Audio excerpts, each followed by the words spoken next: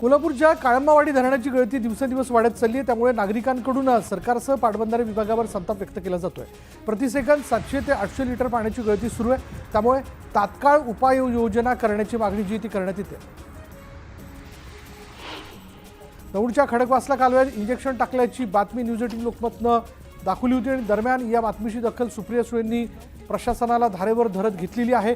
प्रशासनाने दिशा निर्देशांकांचे योग्य पालन करावं अशा सूचना त्यांनी दिल्या। पुणे विभागातील 3000 गृह प्रकल्पांना महारेराकडून नोटीस देण्यात आली आहे। प्रकल्प दिलेल्या वेळेत पूर्ण करून त्याची माहिती महारेराला देण्याची सूचना नोटीसमधून देण्यात आली आहे। काँग्रेसच्या वतीनं राज्यभरात ईव्हीएम विरोधात स्वाक्षरी मोहीम अभियान राबवलं जाते। भुसावळमध्येही शिवाजी महाराजांच्या स्मारकासमोर ईव्हीएम विरोधात स्वाक्षरी मोहीम राबवण्यात आली। जळगाव जिल्ह्यातील यावल इथल्या पाल अभयारण्यात एकमेव हरिण पैदास केंद्र आहे, मात्र त्याची मोठ्या प्रमाणात दुरावस्था झाली, त्यामुळे हरणांची मोठ्या प्रमाणात गैरसोय होते। विक्रमगडमध्ये पाणी पुरवठा करणारी विहीर आटल्यानं भीषण पाणी टंचाई निर्माण झाली। 3 दिवसांपासून नळाला पाणी येत नसल्यानं नागरिकांचे हाल होत आहेत। आंबेगावच्या पिंपळगावमध्ये सरपंचांनी अर्धनग्न आंदोलन केलं। मनसर निरगुडसर रस्त्याचं काम बंद पडल्यानं गावाला धुळीचं साम्राज्य पसरलंय। रस्त्याचं काम त्वरित सुरू करण्याच्या मागणीसाठी हे आंदोलन करण्यात आलं। कर्नाटकच्या मलपीमधून अवैध मासेमारी करणारे ट्रॉलर किनारपट्टीवर येऊन मच्छीमारांच्या बोटीचं नुकसान करत असल्याचा मुद्दा आमदार निलेश राणेंनी विधानसभेत उपस्थित केला। दरम्यान या प्रकरणी मुख्यमंत्र्यांनी कारवाई करावी अशी मागणी जी ती त्यांनी केली आहे। सिंधुदुर्ग जिल्हा बँकेच्या प्रधान कार्यालयासमोर बँकेचे संचालक सुशांत नाईक यांनी उपोषण केलं। बँकेतील पिग्मी एजंट सायली घाडेंना निलंबित करण्यात आल्यानं संचालकांनी आंदोलनाचा पवित्रा घेतला।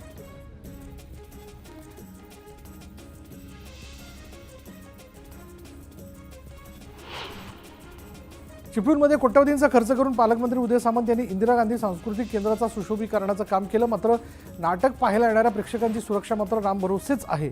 छताला तडे गेल्यानं ते केव्हाही पडण्याच्या परिस्थितीत। पुण्याच्या मनसरमध्ये कांदा उत्पादक दुहेरी संकटात सापडला। एकीकडे 1.5 महिन्यातच कांद्याच्या बाजारभावात निम्म्याने घट झाली आहे, तर दुसरीकडे कांदा लागवडीसाठी शेतकऱ्यांना कांद्याची रोपं उपलब्ध होत नाहीयेत आणि त्यामुळे शेतकरी अडचणीत सापडला। शिंदी स्थानकावरून रेल्वे रूळ टाकण्याचं काम सुरू आहे, त्यामुळे अमरावती बडनेरा इथून जाणाऱ्या 9 रेल्वे गाड्या रद्द करण्यात आलेल्या आहेत। त्यामुळे पर्यायी व्यवस्था करण्याचं आवाहन रेल्वे विभागाने केलंय। जळगावहून बाबुळगावात जाणारा बस चालक मद्यधुंद अवस्थेत बस चालवत होता। बांभोरी पुलावर त्याचं बसवरील नियंत्रण सुटल्यानं ही बाब प्रवाशांच्या लक्षात आली। घटनेची माहिती मिळताच विभाग नियंत्रक भगवान जगनोर घटनास्थळी पोहोचले। दरम्यान या बस चालकावर निलंबनाची कारवाई होणार असल्याची माहिती त्यांनी दिली। कोल्हापुरात ज्योतिबा डोंगराच्या पायथ्याशी गौण खनिजाचं बेकायदा उत्खनन सुरू आहे, मात्र तक्रार करूनही अधिकाऱ्यांनी कारवाई करून अहवाल दिलेला नाही आणि या प्रकरणी अप्पर जिल्हाधिकारी संजय शिंदे यांनी पुन्हा एकदा पत्र पाठवून 8 दिवसात अहवाल सादर करण्याचे आदेश दिले। 98व्या साहित्य संमेलनाचे स्वागताध्यक्ष शरद पवार यांनी दिल्लीतील संमेलन स्थळाची पाहणी केली। संमेलन भव्य दिव्य होण्यासाठी त्यांनी आयोजकांना सूचना दिल्या। क्रिकेटर अजिंक्य रहाणेंनी सोलापुरातील अंगणवाडी आणि जिल्हा परिषदेच्या शाळांना भेट दिली आणि यावेळी त्यांनी चिमुकल्यांसोबत गप्पा मारत शालेय खिचडीचाही आस्वाद घेतला। वाशिम जिल्ह्यात पाणी टंचाई निवारणासाठी वापरलेल्या टँकर आणि विहिरींचा मोबदला रखडला आहे। 34 लाख रुपयांचा मोबदला अद्यापही शासनाकडे प्रलंबित असल्यानं नागरिकांमध्ये प्रशासनाबद्दल तीव्र नाराजी आहे। पुणे सातारा महामार्गावरील किकवी गावातील घनकचरा प्रकल्प कौतुकाचा विषय ठरतोय। किकवीत 10 टन कचऱ्याची विल्हेवाट लावण्यात येणार आहे। पुण्यात पहिल्यांदाच असा प्रयोग होणार आहे। आम आदमी पक्षाचे खासदार राघव चड्डा यांनी शिर्डी साई समाधीचं दर्शन घेतलं। मध्यान्ह आरतीला हजेरी लावत त्यांनी साईबाबांच्या चरणी प्रार्थना केली। पुणे जिल्ह्यातील आंबेगावात सोनमाळ खंडोबा देवाचा यात्रोत्सव सोहळा पार पडला। यावेळी भाविकांनी मंदिरात जागरण करत पूजा केली। तसंच यात्रेनिमित्त बैलगाडा शर्यतीचंही आयोजन करण्यात आलं होतं। लातूर जिल्ह्यात हजारो किलोमीटरचा प्रवास करून परदेशी पाहुणे दाखल झालेत। बलुचिस्तान आणि मंगोलिया या देशात थंडीची चाहूल लागताच करड्या रंगाचा राजहंस महिनाभराच्या विश्रांतीसाठी आला।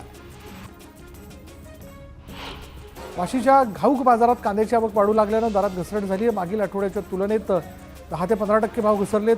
10 रुपयांपासून 35 रुपयांपर्यंत कांद्याला दर मिळतो। अहिल्यानगर बाजार समितीच्या नेप्ती उपबाजार समितीत कांद्याची विक्रमी आवक झाली आणि यामुळे कांद्याचे भाव गडगडलेत. कांद्याचा भाव प्रति क्विंटल 800 रुपयांनी घसरला आणि त्यामुळे शेतकऱ्यांमध्ये मोठी नाराजी दिसून आली. नाशिकमधील बाजार समित्यांमध्ये कांद्याच्या दरात मोठी घसरण झाली. लासलगाव बाजार समितीत लाल कांदा म्हणजे खरीप हंगामात निघालेला कांदा सरासरी 3000 ते 3500 रुपये क्विंटल दराने विकला जातोय. सोमवारी कांद्याचे भाव 1200 ते 1600 रुपये क्विंटलपर्यंत खाली आले आहेत. परभणीच्या घटनेच्या निषेधार्थ जळगावात नागरिकांनी धरणे आंदोलन केलं. दोषी पोलिसांवर सदोष मनुष्यवधाचा गुन्हा दाखल करण्याची मागणी जी करण्यात आली आहे. परभणी घटनेतील दोषींवर कारवाई करा अन्यथा आंदोलन करू असा इशारा ठाकरे गटाकडून देण्यात आला आहे. तर सोमनाथ सूर्यवंशीच्या हत्येची SIT चौकशी करण्यात यावी अशी मागणीही ठाकरे गटाच्या वतीनं करण्यात आली. हिंगोलीतील सकल मराठा समाजाकडून मुख्यमंत्र्यांना निवेदन पाठवण्यात आले. संतोष देशमुख हत्या प्रकरणातील आरोपींना तात्काळ अटक करण्याची मागणी निवेदनातून करण्यात आली. गुन्ह्यामध्ये बहुजन समाज पार्टीकडून निदर्शनं करण्यात आली. सोमनाथ सूर्यवंशीच्या मृत्यूला जबाबदार असलेल्या पोलीस कर्मचाऱ्यावर गुन्हा दाखल करण्याची मागणी आंदोलनकर्त्यांनी केली. परभणी घटनेच्या निषेधार्थ मुक्ताईनगरमध्ये कडकडीत बंद पाळण्यात आला. शहरातील दुकानं बंद ठेवत व्यापाऱ्यांनी आंदोलनाला पाठिंबा दिला. परभणी घटनेच्या निषेधार्थ खोपोलीमध्ये बंद पाळण्यात आला. यावेळी शहरातून रॅली काढत घटनेतील आरोपींना कठोर शिक्षा देण्याची मागणी जी ती करण्यात आली. परभणीमधील घटनेच्या निषेधार्थ विक्रोळीत कडकडीत बंद पाळण्यात आला. यावेळी आंबेडकरी अनुयायांनी रस्त्यावर उतरत आंदोलन केलं. या प्रकरणी पोलिसांनी सर्व आंदोलकांना ताब्यात घेतले. संविधानाच्या प्रतिकृतीचा अपमान केल्यानंतर उसळलेल्या हिंसाचारात सोमनाथ सूर्यवंशी या तरुणाचा मृत्यू झाला. दरम्यान या प्रकरणी निषेध व्यक्त करत इंदापुरात बंद पाळण्यात आला. नागरिकांसह व्यापाऱ्यांनी बंदला चांगला प्रतिसाद दिला. बीडमधील घटनेच्या निषेधार्थ नाशिकमधील आडगाव आणि जत्रा हॉटेल परिसरात बंदची हाक देण्यात आली. संतोष देशमुख यांच्या हत्येचा निषेध व्यक्त करण्यात आला. परभणीमधील घटनेच्या निषेधार्थ RPIने मनमाड बंदची हाक दिली. बंदला उत्स्फूर्त प्रतिसाद मिळाला असून संपूर्ण शहरात कडकडीत बंद पाळण्यात आला. रोहित पवार आज परभणी जिल्ह्याच्या दौऱ्यावर होते. यावेळी कोठडीत मृत्यू झालेल्या सोमनाथ सूर्यवंशीच्या कुटुंबियांची रोहित पवारांनी भेट घेतली. कराडच्या मसूर शामगाव रस्त्यावर पिस्तूल घेऊन फिरणाऱ्या एका तरुणाला ताब्यात घेण्यात आलं. आरोपीकडून एक पिस्तूल आणि एक जिवंत काडतूस जप्त करण्यात आला. अहमदनगरच्या चिंचोली फाट्यावर शालेय सहल घेऊन जाणारी बस पलटी झाली. राहुरीतून शालेय सहलीसाठी ही बस निघाली होती. दरम्यान कोणतीही जीवितहानी झाली नसल्यानं मोठा अनर्थ टळला. संभाजीनगरात पोलिसांनी दुचाकी चोरट्याच्या मुसक्या आवळल्यात. पोलिसांनी छापा टाकून आरोपीला अटक करत 9 दुचाकी जप्त केल्या. पाथरी तालुक्यातील बोरगाव इथल्या एका घरात सिलेंडरचा स्फोट झाल्यानं घरातील सर्व साहित्य जळून खाक झालं. सुदैवानं यात कोणतीही जीवितहानी झालेली नाही. पुण्यात एका 3 मजली इमारतीच्या तळमजल्यावर भीषण आग लागली. ही आग पसरत पहिल्या माळ्यापर्यंत गेली. यावेळी पहिल्या माळ्यावरील 5 महिलांसह एका चिमुकल्याला अग्निशमन दलानं जीवनदान दिलंय आणि या 3 वर्षीय चिमुकल्याच्या वाढदिवशीच त्याचे प्राण वाचवण्यात आले. ठाण्यामध्ये एका सराफा दुकानाचं शटर फोडून सोने चांदीचे दागिने लंपास करण्यात आले. दरम्यान या घटनेचा तपास सुरू असून स्थानिक व्यापाऱ्यांमध्ये भीतीचं वातावरण पसरलं. येत्या फेब्रुवारीत राजधानी दिल्लीत मराठी साहित्य संमेलनाचं आयोजन केलं जाणार आहे आणि हे संमेलन ताल कटोरा मैदानात होणार आहे. दरम्यान शरद पवारांनी स्वतः आज संमेलनाच्या मैदानाची जात नियोजनाची पाहणी केली. शिर्डीतील साईबाबांच्या मूर्तीचं 3D स्क्रीनिंग करण्यात येणार आहे. 3D स्क्रीनिंगद्वारे डेटा संरक्षित करण्याचा निर्णय घेण्यात आला आणि या स्कॅनिंगसाठी 20 डिसेंबर रोजी दुपारी 1:30 नंतर मंदिर 3 तास भाविकांना दर्शनासाठी बंद ठेवण्यात येणार आहे. उद्धव ठाकरेंनी फडणवीस आणि नार्वेकरांची भेट घेतली. मात्र या भेटीतही विरोधी पक्षनेतेपदाचा प्रस्ताव मांडण्यात आलेला नाही. त्यामुळे राज्यात विरोधी पक्षनेत्याची जागा रिकामीच राहण्याचा अंदाज आहे. उद्धव ठाकरे यांनी मुख्यमंत्री देवेंद्र फडणवीस यांची भेट घेतली. नागपुरातील अधिवेशनादरम्यान या दोघांची भेट झाली. उद्धव ठाकरेंसोबत आदित्य ठाकरे, अनिल परब, वरुण सरदेसाई उपस्थित होते. मात्र भेटीचं कारण अद्यापही अस्पष्ट आहे. देवेंद्र फडणवीसांची भेट घेतल्यानंतर ठाकरेंनी विधानसभा अध्यक्ष राहुल नार्वेकरांची भेट घेतली. नार्वेकरांसोबत त्यांनी विरोधी पक्षनेतेपदाबाबत चर्चा केल्याची माहिती समोर आली. उद्धव ठाकरे नार्वेकरांच्या भेटीदरम्यान शिवसेनेचे शंभूराज देसाईही तिथे उपस्थित असल्यानं चर्चांना उधाण आलं. मुख्यमंत्री देवेंद्र फडणवीसांची भेट घेतल्यानंतर आदित्य ठाकरेंनी प्रतिक्रिया दिली. राजकीय अर्थ काढू नका, ही केवळ सदिच्छा भेट होती असं वक्तव्य आदित्य ठाकरे यांनी केलं. अजित पवार सलग दुसऱ्या दिवशी अधिवेशनात गैरहजर असल्याचं पाहायला मिळालं. भुजबळांसह अन्य नेत्यांच्या गैरहजेरीच्या पार्श्वभूमीवर दादा अनुपस्थित असल्याचं समजतं. अनेक ज्येष्ठ नेत्यांनी मंत्रिमंडळात डावलल्यानं नाराजी व्यक्त केली. मात्र दिलीप वळसे पाटलांनी कोणतीही नाराजी व्यक्त न करता विधानसभेच्या कामकाजात दोन्ही दिवशी सहभाग दर्शवला. आणि त्यामुळे पुन्हा एकदा वळसे पाटलांकडून सुसंस्कृत राजकारणाचं दर्शन झालंय. महायुतीच्या आमदारांसाठी संघ प्रबोधन करणार आहे. संघ पदाधिकारी महायुतीच्या आमदारांना 19 तारखेला रेशीम बागेत मार्गदर्शन करणार आहे. मागच्या वेळेस राष्ट्रवादीच्या आमदारांची अनुपस्थिती होती, त्यामुळे यावेळी तरी राष्ट्रवादीचे आमदार येणार का याकडे सर्वांचं लक्ष लागलंय. राष्ट्रवादी अजित पवार गटाकडून मुख्य प्रतोदपदी चेतन तुपे यांची नियुक्ती करण्यात आली आहे, तर तालिका सभापती म्हणून शेखर निकम यांची नियुक्ती करण्यात आली. विधान परिषद सभापती पदासाठी राम शिंदे यांच्या नावावर भाजपकडून शिक्कामोर्तब करण्यात आल्याची माहिती खात्रीलायक सूत्रांनी दिली. न्यूज 18 लोकमतला दिली. तर उद्या सकाळी राम शिंदे अर्ज दाखल करण्याची शक्यता वर्तवण्यात येते. परभणीत घडलेल्या प्रकारात भाडोत्री गुंडा आणल्याचा गंभीर आरोप रोहित पवारांनी केला. तर सर्वसामान्य मोर्चेकरी आणि महिलांवर लाठीचार्ज करणाऱ्या पोलिसांवर कारवाई करण्यात यावी अशी मागणीही रोहित पवारांनी केली. बीड जिल्ह्यातील गुंडाराज आणि कायदा सुव्यवस्था अबाधित राखण्यासाठी स्वतः मुख्यमंत्री फडणवीसांनी बीडचं पालकत्व घ्यावं अशी मागणी आमदार रोहित पवारांनी केली. सुधीर मुनगंटीवारांना पक्ष वेगळी जबाबदारी देणार असल्याचं वक्तव्य मुख्यमंत्री फडणवीसांनी केलं होतं आणि त्यावर सुधीर मुनगंटीवारांनी भाष्य केलं. माझी एक पार्टी कोरी आहे आणि एक पार्टी मला जनतेला आमदार म्हणून दिली आहे. दुसऱ्या पार्टीवर पक्षानं अद्यापही जबाबदारी न दिल्यानं ती कोरी आहे असं वक्तव्य मुनगंटीवारांनी केलं. सुधीर मुनगंटीवारांच्या नाराजीनंतर भाजप नेते रावसाहेब दानवे यांनी सुधीर मुनगंटीवार यांची भेट घेतली. भाजपच्या कार्यालयात भेट झाली असून दोघांमध्ये बराच वेळ चर्चा झाली. विधानसभा निवडणुकीनंतर सोलापूर जिल्ह्यात माजी आमदार राम सातपुते यांनी रणजितसिंह मोहिते पाटील यांनी पक्षविरोधी काम केल्याचा ठपका ठेवत आरोप केला होता. त्याबाबत स्पष्टीकरण देण्याकरता त्यांना पक्षाकडून कारणे दाखवा नोटीस पाठवण्यात आली आहे. जयंत पाटलांनी एका लग्न समारंभात माजी सहकार मंत्री बाळासाहेब पाटील यांना हाक मारत पवारांना सांभाळा असं वक्तव्य केलं. या वक्तव्यामुळे चर्चांना उधाण आलंय. जयंत पाटलांसाठी एक मंत्रिपद राखीव ठेवलं असा दावा अमोल मिटकरींनी केला होता. मिटकरींच्या दाव्यानंतर जयंत पाटलांच्या विधानानंतर सर्वांच्याच भुवया उंचावल्या. जळगाव जिल्ह्यात शरद पवार गटाच्या रोहिणी खडसे आणि ठाकरे गटाच्या वैशाली सूर्यवंशी यांनी व्हीव्हीपॅटच्या पावत्यांची मोजणी करण्याची मागणी केली होती. दरम्यान जिल्हाधिकाऱ्यांकडून ही मागणी फेटाळण्यात आली.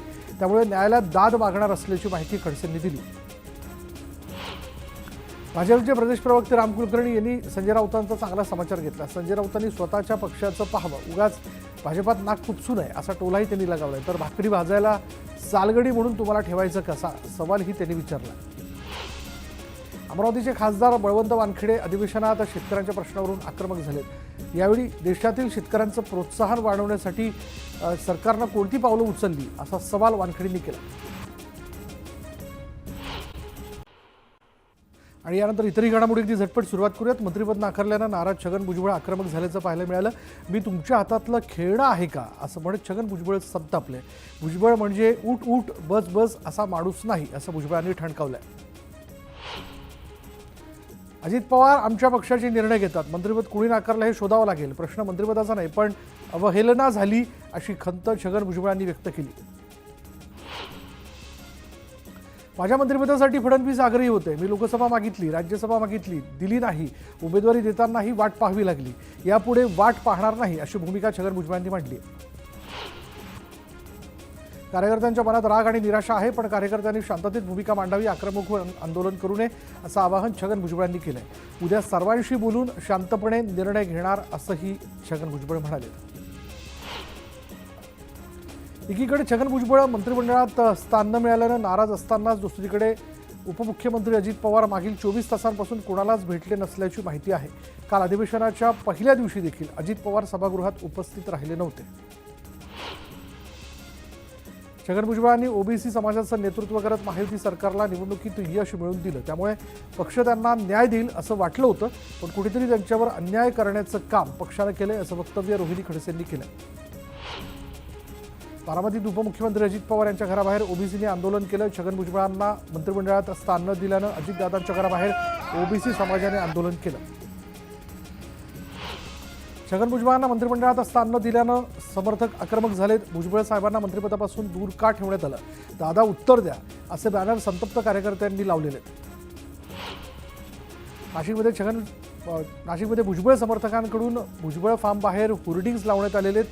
साहेब आम्ही सदैव तुमच्यासोबत असा उल्लेख होर्डिंगवर करण्यात आला. होर्डिंगवरून पक्षाच्या चिन्हासह अजित पवारांचा फोटोही गायब आहे. भुजबळांना जरांगेंविरोधात टोकाची भूमिका घ्यायला लावली आणि आता त्यांना वाऱ्यावर सोडलं, त्यांचा पुरेपूर वापर केला असं म्हणत संजय राऊतांनी महायुतीवर टीका केली.